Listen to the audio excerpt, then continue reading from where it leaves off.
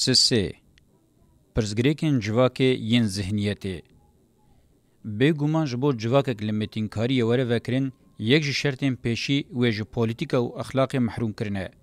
حتی ذهنیتا جواکیا بنگه فکری وان هر دو چاویان نه هلوه شاندن اف محروم کرن پیکنای. جبر و سدمه تواهی دیروک سرور و یک دستار متینکار وکه کار دسپیک هگمونیا خویا ذهنی آوا کرنه. جبو جواکا سومر لبرداری و برکت وبه آنگو لمتینکاری وره وکرن راحبن سومران بسدم پیشی پرزگه آوا نکرنه اف جراسی ام بحثا ویدکن بشیوه که اشکره پشت راست که. اف میناکا پرزگاه سومر گلکی گرینگه. جبرکو ده دیرو که ده وکه چافکانیا اورژینال و باندورا و دوام دکه تیزانین. اف میناک آب برواجی کرن و فتح کرنا ذهن جواکیه. من بگرینگی حودا دیار بکم که خوزای جواکی جو آواهین ذهنیین هری نرم پیکاتیه. حتی نه فهم کرن که جواک خوزای هری بمجیه جواکناسیه که معنادار به پیشناکوه. جلورا زوردار سرور و خاصوکن که جواک وکه چافکانی میتنه دبینن کاروانه پیشی اوه مجیه جواک و امکانه و یم فکره قصدکن یک دستاریا پیشی وکه یک دستاریا ذهنیت پیکتینن انگو آواکرنا پرسگه وکه وظیفه بنگهین داتینن پیشیا خواه. پرسگه لگوری اورژینال بونا خواه دو فونکسیونان به هفره پیکتینه. یا پیشی آمور سروریا ذهنی وکه آمور هگومونیک حتی داوی گرینگ دبینه و بجیهتینه.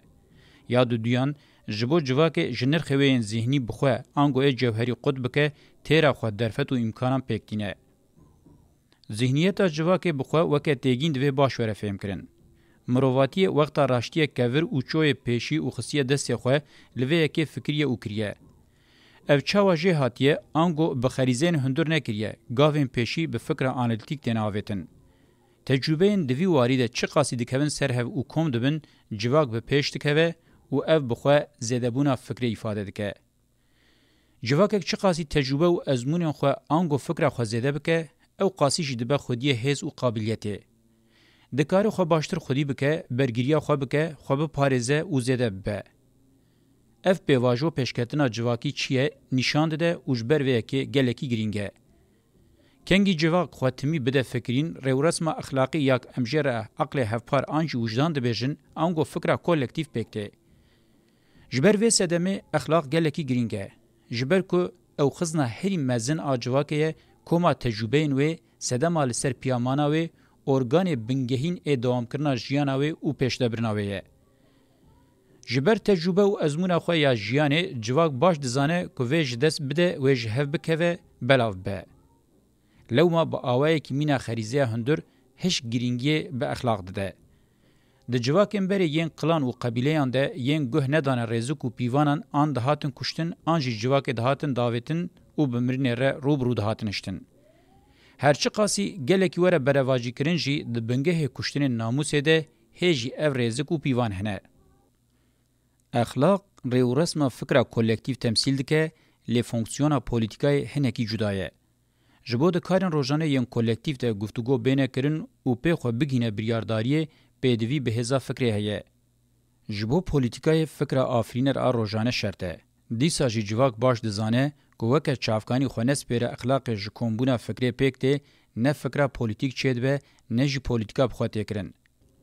پولیتیکا جبو کارن روزانه ین کولکتیو به نوی قاده که چالاکیه. درباره کاران ده فکرین جدا و حتی ین دجبر هبن جی جبو گفتگو و بریاردان آوام پولیتیکا شرطه.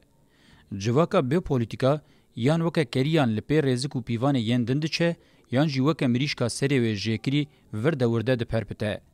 هزا فکری یا جواکه بخوا سازیه که جور آواهی نینه. مجیه جواکه ارگانین ویجی اخلاق و پولیتیکانه. ارگان دنه جواکه وکه مکان پیروز به گمان پرسگه. لی اف پرسگه نه یا هزا هگومون بو مکان وی پیروز بخوابو. گره جواکه لمکان خواه پیروز دویدیتین آرکولوژیک ده لپیش جهدگره. بلکه جی آواهی بتن یا گرینگه که حتی رو جامعه یا ایرو لسر پیان مایه. اف راستی خبر نینه. مکان جواکه پیروز و پیشی او مکانه تواهی رابهوری آوه پیشین و ناسنامه آوه و هفپاری آوه تمثیل دکه. جه بیرانین جواتی و پرستنینه. مکان خویاد کرن و بیرانینه. نشانه خواه گوهستنا پاشا روژه سدما گرینگ آب هفربونه. Civak baş serwext bû ku perezgeh çi qasî li devereke balkêş bi heybet û hêjayê jiyana xwe ji we re ava kirin, ew qasî wê qabiliyeta wê ya temsîlê û qîmeta wê ya jiyanî hebe.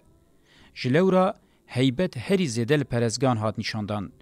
Çawa ku di mîneka Sumer de jî hat dîtin, perezgeh di heman demê de cihê amûrên hilberînê, gewarên ketkaran û stargeha wan bû. Ango cihê karê palûte û zibareyê bû. Ne bi tenê cihê îbadetê bû, cihê guftûgo û biryarê bû. Navenda polîtîk bû, hêlîna zanetkaran bû, cihê vedîtinan bû. Navend bû ku mîmar û zanyaran hunerê xwe lê diceribandin. Mînaka pêşî ya akademiyê bû. Bi tevahî navendên kehanetan ên serdemên destpêkê li perestgehan bûn û ev jî xweber nîne. Ev hêman hemû û hê bi sedan hêmanên din girîgiya perestgeh datînin holê. Bawer dikim ku wê durustir be, mirov bi hêsanî ji vê rewşê re bibêje navenda zîhniyeta îdeolojîk a civakê. Li Urfayê kevirên tîk ên dora xirbe deribandine heta beriya 12,000 salan diçin. Şoreşa cotkariyê hê nehatiye kirin. Lê diyar e ku ev şêweyê kevirneqirandin verotin û tîkdanînê îşaret bi mirovên pêşketî dike, ango hebûna civakê ji vê yekê re divê. Ew kî bûn, çawa dipeyivîn, çawa xwe xwedî dikirin û zêde dibûn. Fikir û rêwresmê wan çawa bûn. Çawa debara xwe dikirin. Tu şopnînin berseva wan pirsan bidin. Bi tenê kevirên tîk ên abîdeyê hene, ew jî bî îhtimaleke mezin bermahiyên perestgehê ne ku weke şopman e. Li gorî ku îro jî gundiyên ji rêzê nikarin wan keviran bineqirînin û bi awayekî manedar deynin, wê wextê ew mirov û civaka kevir danîne ji gundî û civaka gund a îro paşvemayî tir nebûne. Xusûsên bi vî rengî bi tenê em dikarin pêşbîniya wan bikin. Her çi qasî hatibe berevajî kirin jî, belkî pîroztiya Urfayê mîna çemekî ji vê rêwresma wêdetirî dîrokê diherike û tê. Di vê çarçoveyê de ez hebûn û giringiya perestgeha civakî guftûgo dikim. Giringiya hebûn û fonksiyona perestgeha hegemonîk guftûgo dikim. Rahibên Misrê herîkên bi qasî mînaka Sumeran di pêkhatina perestgeha hegemonîk de cih girtin. Brahmanên Hindî ji wan kêmtir neman. Rojhilata dûr di wê rewşê de nebû ji wan kêmtir û jêrtir bimîne. Perestgehên Başûrê Amerîkayê jî hegemonîk bûn. Bê sedem ciwan weke qurban nedihatin neqandin. Bi tevahî perestgehên serweran ên serdemên şaristaniyan hegemonîk bûn. Mîna kopyayê orjînalê bûn. Ji bo civak li gorî berjewendiyên serweran bê bikare anîn navendên behsa wan tê kirin dixebitin, ango fonksiyona wan a sereke ev bû.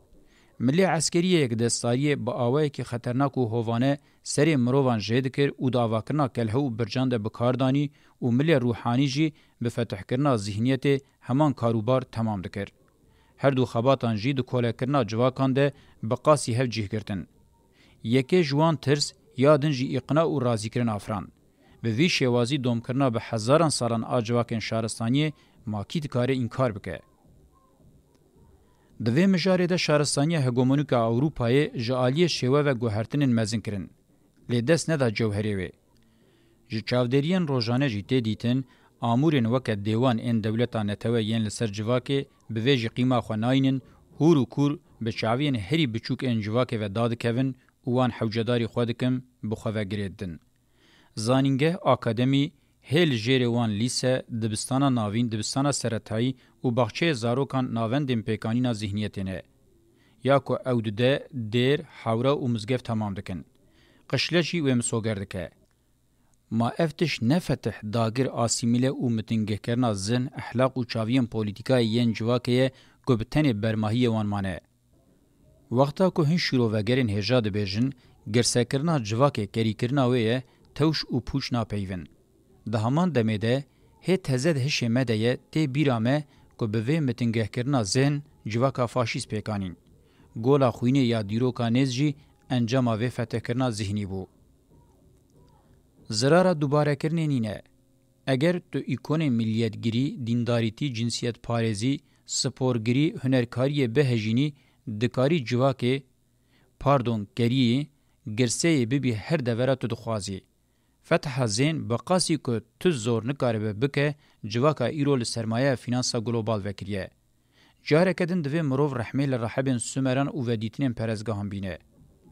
Hûn çi fatihên jêhatî û yeman bûne, tevî ku di navberê re 5,000 sal derbas bûne, نونری و ین داوین ایرو و ین د پرزگهین وان د دستی خوش آواز سار دیا گرم د داناکن و دانه هوا سرمایه یا هری مزنا دیرو که پیکینن.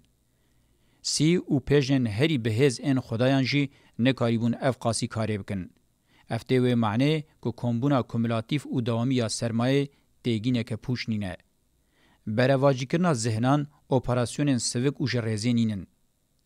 دکتر حکمت قول جمله و آنتونیو گرمسی ایتالی جی فتح هگمونیک به همان آوایی تعریف کرنه. وقتا اف تعریف دکرن دما هری زده دولتان توید هات مزن کرن و پیروز کرن بو. او جوه دمه د زندانی وان دبون. زانین آوان جه سرحاتی و جیان آوان بو.